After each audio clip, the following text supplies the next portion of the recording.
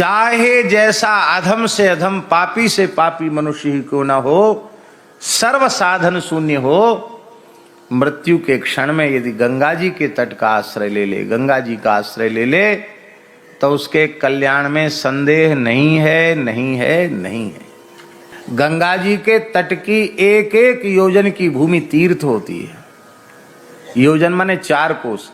गंगा जी की धार जहां से बह रही है वहां 4 कोस ये तट, 4 कोस वो तट, माने 12 किलोमीटर इधर और 12 किलोमीटर उधर।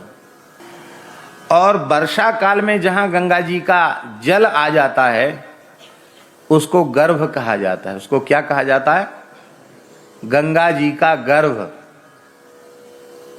यहां वर्षा काल में जहां तक जल आ जाता है, अब हमें पता नहीं यहां तक जल आता है वर्षा काल में कि नहीं आता, कभी कभी आ जाता है। ये पीपल के नीचे तक आ जाता होगा। तो हम लोग तो गंगा जी के गर्भ में बैठे हैं, ऐसा समझिए। गंगा जी की गोद में नहीं, गंगा जी के गर्भ में। गंगा का गर्भ जहां तक होता है वहां तक किया गया जप तप व्रत दान आदि जितना भी शुभ कर्म है वो सब अक्षय और अनंत फल देने वाला हो जाता है। गंगा जी की बड़ी अद्भुत महिमा है। गंगा जी की बहुत भारी महिमा है। इतनी महिमा है गंगा जी की कि यदि महाभारत से लेकर सभी पुराणों में गंगा जी के महिमा संबंधी वाक्यों का संकलन किया जाए तो एक मोटा ग्रंथ तैयार हो जाएगा गंगा जी की महिमा का। इतनी गंगा जी की महिमा। आप विचार करो, वर्ष में एक बार गंगा जी में गोता लग जाए, रोज रोज नहीं, एक बार, वर्ष में एक बार गंगा जी में गोता लग जाए, स्नान हो जाए। पर जैसे स्नान करना चाहिए उस पद्धति से, अशुद्ध वासी शरीर गंगा जी में स्नान नहीं कराना चाहिए। पहले बढ़िया से घर पर जहां आपका निवास है वहां बढ़िया से स्नान कर लो, पूरा स्नान करके पवित्र वस्त्र धारण कर लो। इसके बाद गंगा जी के तट पे जाओ। पहले गंगा जी को शरीर में तेल लगाकर स्नान करने से गंगा जी के स्नान का पुण्य नष्ट हो जाता है। धन्यवाद। तेल लगा के भी नहीं नहाना गंगा जी में।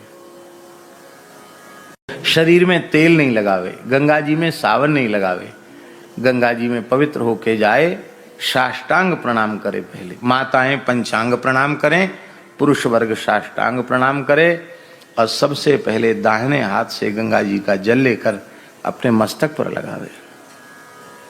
ये भगवत स्वरूप हैं, इनमें पहले मस्तक पर जल का स्पर्श हो, नेत्रों से जल लगावे, फिर संभव हो तो आचमन प्राणायाम करे, पवित्र हो।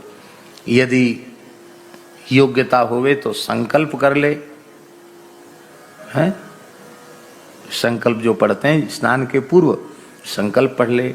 मान लो नहीं तो ऐसे भगवान का नाम लेकर भीतर से संकल्प कर ले। भगवान तो सब भाषा समझते हैं, उनको कोई ये थोड़ी कि आप जब पूरा विष्णु विष्णु विष्णु बोलोगे तभी भगवान राजी होंगे।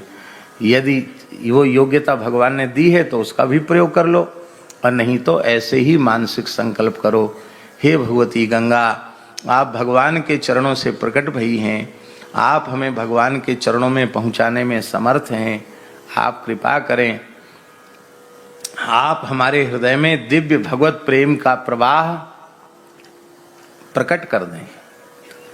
भगवान के प्रेम की याचना श्री गंगा जी से करें। फिर गंगा जी में गोता लगाओ, शरीर मलो नहीं, कुल्ला आदि न करो। फिर तट के बाहर आकर गीले वस्त्र अलग करो, गंगा जी के जल में उन वस्त्रों को नहीं निचोड़ो और शरीर को सूखे तौलिए से नहीं पोंछो। गंगा जी का जल शरीर पर ही सूखना चाहिए, पोंछने से भी गंगा स्नान का पुण्य नष्ट हो जाता है। इस तरह से श्रद्धा पूर्वक गंगा जी में स्नान करो, फिर आचमन करके फिर प्रणाम करो। तुलसी फूल चंदन हो तो गंगा जी को अर्पित करके पूजन कर लो, नहीं मानसिक पूजन कर लो, प्रणाम कर लो, इतना भी कर लो तो गंगा जी प्रसन्न हो जाएंगी। और इस प्रकार से श्रद्धा पूर्वक आपने यदि वर्ष में एक बार गंगा स्नान कर लिया तो 1 वर्ष के भीतर शरीर कहीं भी छूट जाए, आप अधोगति को नहीं जाएंगे, आप उत्तम गति को जाएंगे। गंगा के एक बार स्नान का प्रभाव शरीर पर 1 वर्ष तक रहता है।